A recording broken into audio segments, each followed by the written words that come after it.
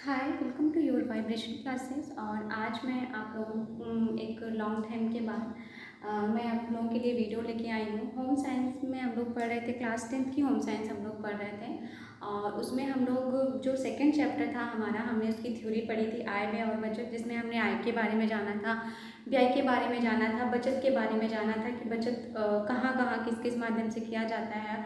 और इसमें हमने तीनों के प्रकार देखे थे, जैसे आय के कितने प्रकार होते हैं, व्यय के कितने प्रकार होते हैं, बचत हमने कई तरह के बचत देखे थे। फिर उसमें हमने बैंक को पढ़ा था। फिर हमने उसमें बैंक किस प्रकार से आपके खाते खोले जाते हैं, चेक बुक क्या होता है, पासबुक क्या होता है, कौन कौन कौन से, हाँ, हमने चेक के प्रकार देखे थे। और उसके बाद हमने उसमें कई सारी चीज़ें आपकी देखी थी कि जो हमने उस चैप्टर में पढ़ा था। हमने वो चैप्टर बहुत ही डिटेल से पढ़ा था। आज हम उसके ऑब्जेक्टिव क्वेश्चन लेके आई हूँ मैं। और इसके बाद मैं आपके जो वो अति लघुत्तरी प्रश्न होते हैं, वेरी शॉर्ट क्वेश्चन होते हैं, मैं इसी चैप्टर का वो भी लेके आऊँगी ताकि आपका कॉन्सेप्ट एकदम से क्लियर हो जाए।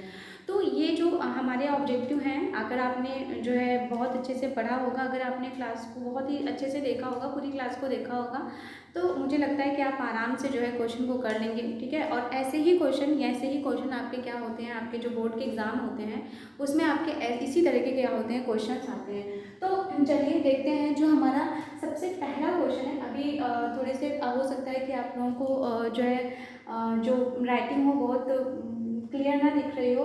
राइटिंग जो इसके वो है वो बहुत छोटे छोटे वर्ड बहुत छोटे छोटे दिख रहे हैं। आगे की वीडियो में मैं इसको ध्यान में रख के थोड़ा बड़े बड़े क्या करूँगी, लिखूँगी। तो हमारा जो पहला क्वेश्चन है कि घर की बचत के लिए सबसे अच्छा विकल्प क्या है। तो देखिए, हम लोगों ने पढ़ा था कि जब हम बचत करते हैं तो बचत आप क्या है, हमारे पास पैसा आ रहा है, हम पैसा कमा रहे हैं, आपके घर में जो भी कोई आय को अर्जित कर रहा है, धन को अर्जित कर रहा है, तो उसे आपको घर में रखना ज़्यादा आपके लिए सुरक्षित होता है, या घर पे ज़्यादा रखना आपके लिए आपको लाभपूर्ण होता है कि आप उसे बैंक में जमा कर दीजिए या फिर आप डाकखाने में जमा कर दीजिए। तो हमने पढ़ा था कि बचत में हमने ये पढ़ा था कि बचत में हम क्या करते हैं, हम घर में पैसा न रख के हम पैसे को क्या कहाँ करते हैं, बैंक या डाकखाने में क्या करते हैं, जमा करते हैं। डाकघर में, मतलब डाकघर में आप क्या डाकखाने में जमा करते हैं। तो यहाँ पे आपका पहला ऑप्शन क्या है, डाकघर है, बैंक है, ए बी दोनों है, निजी एजेंसी है। तो आपका जो आंसर होगा वो क्या हो जाएगा, वो आपका आंसर सी हो जाएगा। दूसरा जो हमारा क्वेश्चन है पूछता है कि किसी शुभ अवसर पर दिए जाने वाला चेक कौन सा होता है। हमने कई सारे चेक के प्रकार देखे थे। आपने ऑर्डर चेक पढ़ा था, आपने जो है क्रॉस चेक पढ़ा था, आपने जो है ट्रेवलर चेक पढ़ा था, कई सारे चेक हमने पढ़े थे। तो इसमें जैसे सबसे पहला है आपका ट्रेवलर चेक। ठीक है। तो ट्रेवलर चेक में हमने ये पढ़ा था कि हमारे पास हमें एक चेक मिलता है, एक ऐसा चेक होता है, जैसे कि यदि हम कहीं यात्रा करने जा रहे हैं और हम वहाँ पे कैश ले जाना हमारे लिए सुरक्षित नहीं है, तो उस चेक का भुगतान हम किसी भी स्थान पे जाते हैं तो वो जो ट्रेवलर चेक होता है उसका भुगतान आसानी से हो जाता है और पैसा हमें क्या होता है, मिल जाता है। दूसरा हमारा है क्रॉस चेक। क्रॉस चेक मतलब आपका रेखांकित चेक, जो कि सबसे ज़्यादा आपका चेक क्या होता है, सुरक्षित चेक माना जाता है। और क्रॉस चेक में हमने ये पढ़ा था कि इस चेक के बाईं तरफ क्या होती हैं, दो लाइनें खींची जाती हैं और ये सबसे सुरक्षित चेक आपका माना जाता है।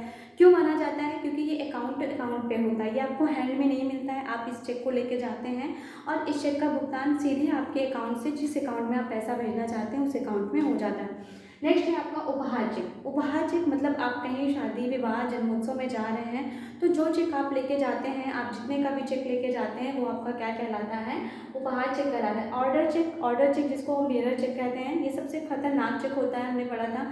क्योंकि इस चेक में क्या होता है कि आपने दे दिया, अगर ये चेक कहीं पे गिर जाता है या फिर कुछ ऐसा हो जाता है तो जो भी व्यक्ति इसको पाएगा वो इसको आसानी से इसका भुगतान क्या कर सकता है, करा सकता है। इसलिए ये चेक आपका क्या माना जाता है, खतरनाक चेक माना जाता है।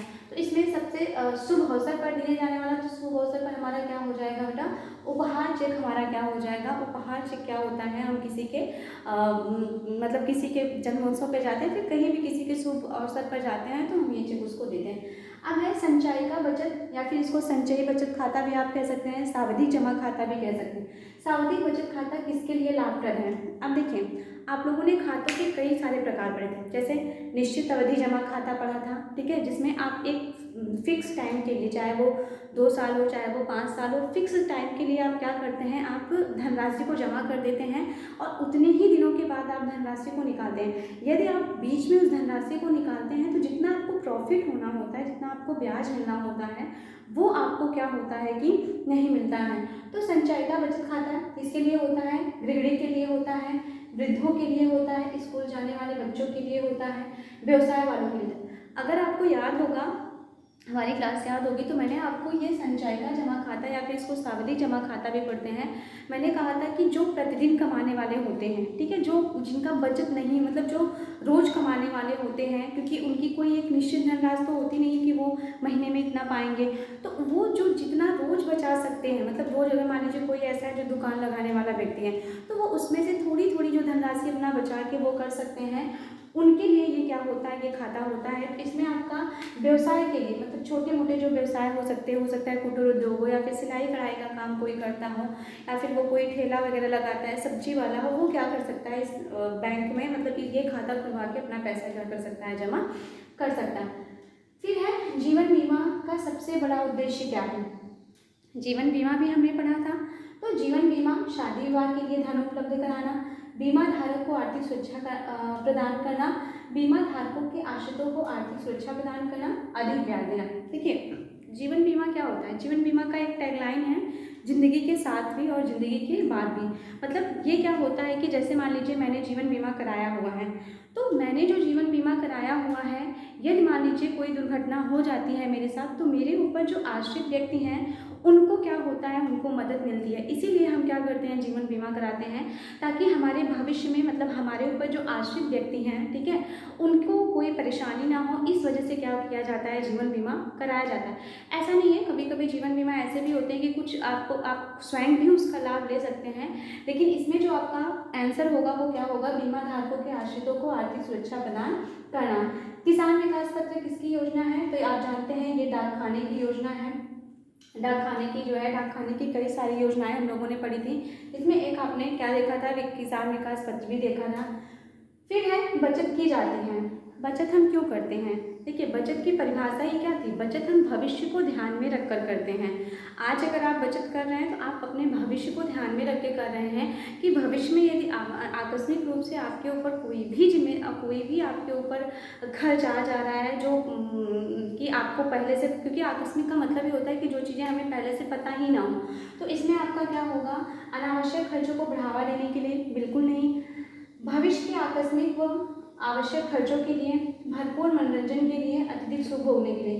तो ये जो आपका सेकेंड बी आंसर है, ये क्या है, भविष्य के आकस्मिक व आवश्यक खर्चों के लिए, मतलब भविष्य में यदि हमें कोई जो है आकस्मिक कोई चीज़ें हमारे सामने आ गई तो हम उसके लिए खर्च करेंगे, या फिर आवश्यक खर्चों के लिए, या फिर मान लीजिए आपके बच्चों की पढ़ाई हो गई, आपका कोई आपने प्लान किया है, अपना फ्यूचर प्लान किया है, तो आप उसके लिए भी आसानी से क्या कर सकते हैं, बचत कर सकते हैं। किस चेक में बाएं कोने पर दो समानांतर रेखाएं खींची जाती हैं। अभी मैंने आपको जब वहाँ पे ऑर्डर चेक था, क्रॉस चेक था, तो मैंने आपको बताया था कि क्रॉस चेक जो होता है, जिसको हम रेखांकित चेक कहते हैं, जिसको हम सबसे सुरक्षित चेक कहते हैं, जिसको हम अकाउंट टू अकाउंट पे चेक कहते हैं, वही हमारे उसी चेक के आपके बाईं तरफ क्या होता है, आपका जो बाईं तरफ होता है उस पर दो क्रॉस लाइन खींची जाती है। वो हमारा कौन सा चेक होता है, तो वाहक चेक तो नहीं होता है, क्रॉस चेक, यात्री चेक, उपहार चेक, तो कौन सा होता है आपका, क्रॉस चेक होता है। राष्ट्रीय बचत पत्र किसकी योजना है, तो अभी जैसे आपने किसान विकास पत्र पढ़ा था, उसी तरीके से आपका जो राष्ट्रीय बचत पत्र होता है वो भी आपकी किसकी योजना है, डाक खाने की क्या है, योजना है।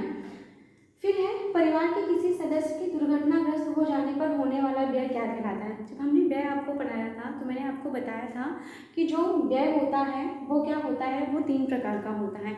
एक तो होता है निश्चित व्यय होता है, एक होता है अर्ध निश्चित व्यय होता है, और एक आपका क्या होता है, आकस्मिक व्यय होता है।